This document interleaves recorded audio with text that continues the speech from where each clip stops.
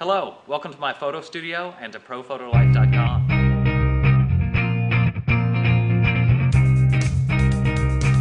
In our last video, episode 13, we saw 3 different styles of portrait lighting using just one light. Now, I love one light portraits. They can be very dramatic, and there's quite a bit you can do with one light. I think every photographer should fully explore, if they're interested in studio lighting, what they can accomplish with just one light. Today we're going to move on. We're going to look at the classic 3-light portrait. What do we gain by adding additional lights? Well, anytime you add additional lights to a photograph, it should be for a purpose. Right here we see our standard portrait, just one light. It's Rembrandt lighting. If we progress here to the 3-light portrait, we see we've added a light to bring out texture and detail in the model's hair. We've also added a background light, a little soft glow on the background to help separate the model from background. What we've done by adding additional lights, they all serve a purpose and they add extra detail and three-dimensionality to the photograph. Now, this is a great opportunity for me to add just a general tip on improving your photography. The key to really getting better with photography is repeatability. Whether you're using Photoshop or studio lighting, once you do something and it works, you need to be able to repeat that to continue to grow. There are ways that we do this in the studio. You're going to see I move pretty quickly when I set up the lights for this video. One of the reasons I can do that is, yes, I've done this many times, but I also cheat a little bit. If we look at my feet, you'll see that there's a blue mark right where I want the model to stand or sit. I also have tape marks for where we set up our lights for a general setup like this. That's all because of repeatability. I've found a system that works really well, and it's important that I can repeat that. Okay, we're going to jump right into looking at the lighting and what each individual light does, the purpose that it serves. Let's build a classic 3-light portrait. In this video, we're going to look at the 3-light portrait setup that we use most often here at Daylight Photo. We're going to be using a main light, a card for fill, then a hair light, and a background light. Let's start with the main light. It's Rembrandt lighting that we're using, where we get that triangular highlight on the cheek, and we went over this in the last video. So let's start with this light, our main light, at a 45 degree angle. Now we'll be doing this in stages, adding lights so you can see the progression.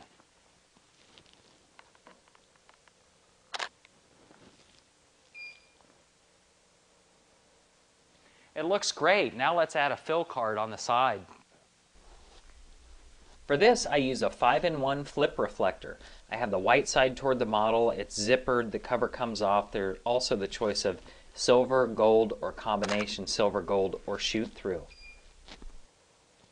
Okay, now I really like the lighting ratio that we have right here, but there's a little bit of tweaking that can be done, something it took me quite a few years to learn. But I can take my main light. If I want it to be less contrasty, I can aim the light just a bit more toward the fill card and less on the subject. If I want it to be more contrasty, I can aim this light more toward the subject and less on the fill card. You can also always pull the fill card away a bit. That's going to create less fill in the shadows and create higher contrast. Since we're really happy with what we have right here, now let's add the hair light to separate the model from the background. Because we've set our main light up on the left-hand side, the model's right-hand side is falling in shadow. That's where we'll set the hair light up. The hair light goes on the opposite side of the main light. Good.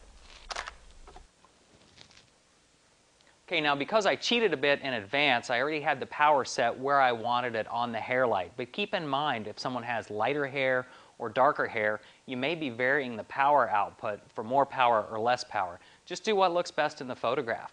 The very last thing we're going to do, again to create a little bit of separation between the model and the background, is to add a grid spotlight on the background.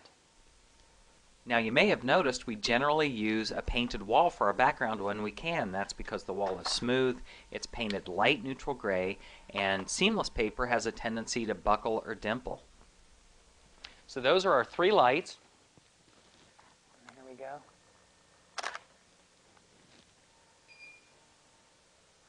So it looks great. That's our 3-light setup with fill card. I think this is the place to start for all basic portraiture. It's our Rembrandt lighting done with a hair light and with a background light.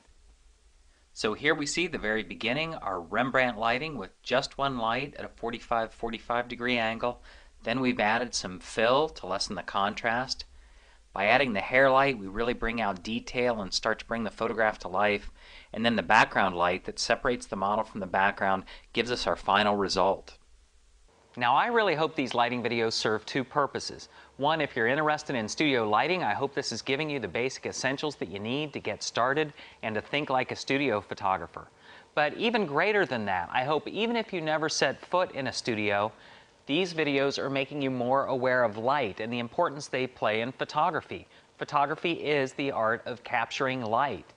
So when you better understand how to view light, how to see light, interpret it, and use it to your advantage, it will just benefit everything you photograph.